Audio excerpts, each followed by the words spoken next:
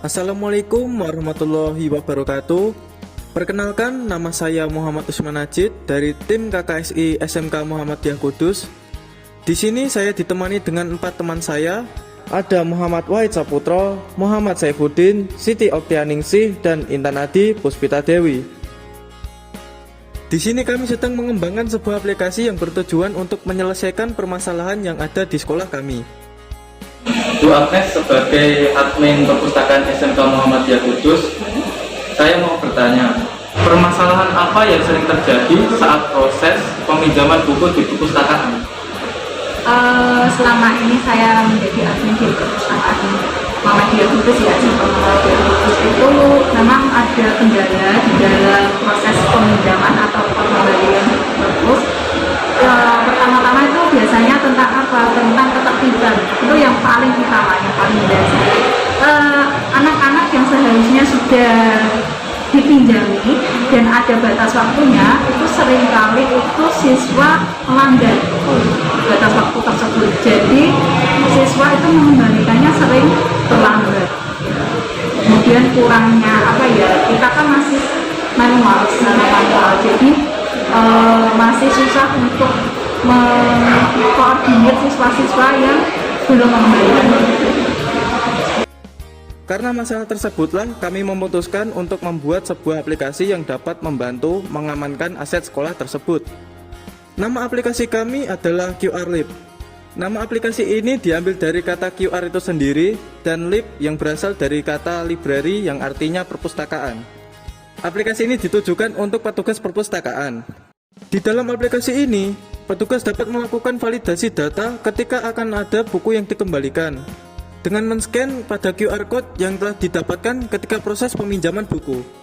Aplikasi ini dibuat sesederhana mungkin agar memudahkan pihak perpustakaan dalam penggunaannya.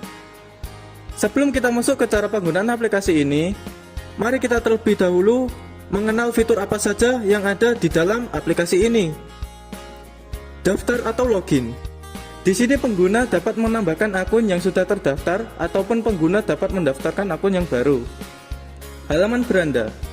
Di halaman beranda terdapat 4 menu utama, yaitu daftar peminjam, pinjam buku, edit data, dan scan QR. Menu daftar peminjam. Di dalam daftar peminjam berisi data dari peminjam buku. Terdapat beberapa fitur di dalamnya. Pertama, mencari data peminjam. Petugas dapat mencari data peminjam dengan memasukkan nama si peminjam di kolom pencarian. Kedua, status peminjaman. Petugas dapat melihat status peminjaman buku. Apakah buku masih dipinjam atau sudah dikembalikan dengan 2 cara. Pertama, dengan cara menggeser salah satu data peminjam ke kiri lalu klik status. Data akan berubah menjadi warna hijau jika status peminjaman sudah dikembalikan. Sebaliknya, data akan berubah warna menjadi ungu apabila status peminjaman masih dipinjam. Kedua, petugas bisa melihat status peminjaman dengan cara klik salah satu data, lalu akan muncul detail informasi terkait peminjam. Mulai dari kode QR, nama, kelas, buku yang dipinjam, nomor WhatsApp, dan status peminjaman.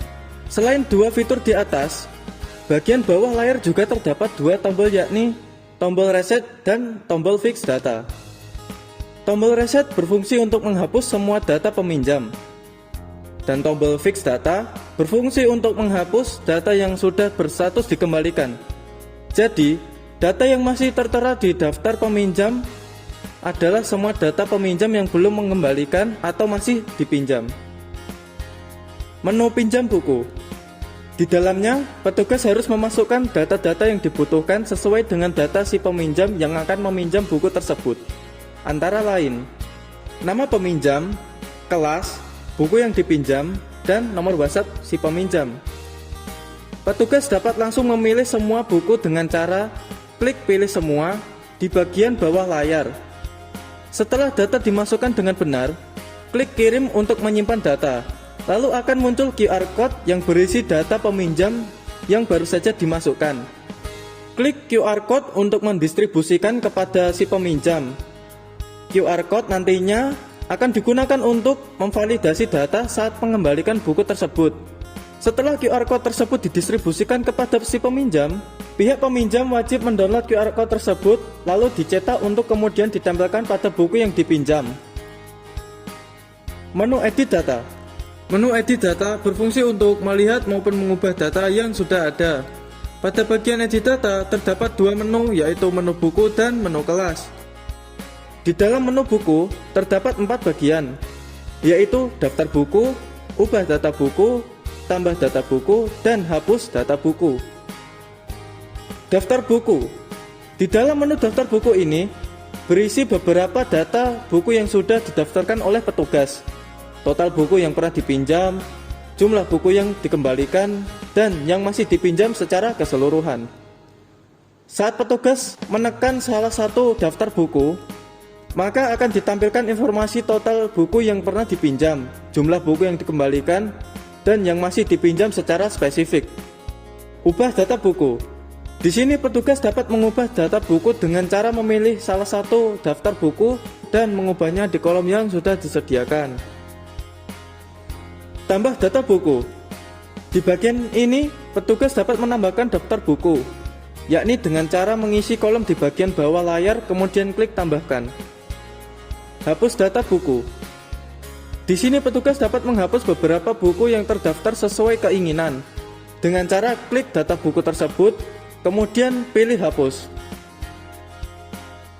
Pada menu kelas juga terdapat 4 bagian yang hampir sama seperti di menu buku. Di antaranya daftar kelas, ubah data kelas, tambah data kelas, dan hapus data kelas. Menu scan QR. Menu scan QR ini digunakan untuk melakukan validasi data ketika pengembalian buku dengan cara men-scan pada QR Code yang telah didapatkan si peminjam ketika proses meminjam buku. Terdapat 2 cara untuk men-scan QR Code tersebut. Yang pertama, petugas dapat menekan tombol scan 1 kali untuk men-scan dengan foto. Kedua, petugas dapat klik dan tahan pada tombol scan untuk men-scan dengan video. Setelah scan QR berhasil, akan ditampilkan data peminjam sesuai dengan QR Code tersebut.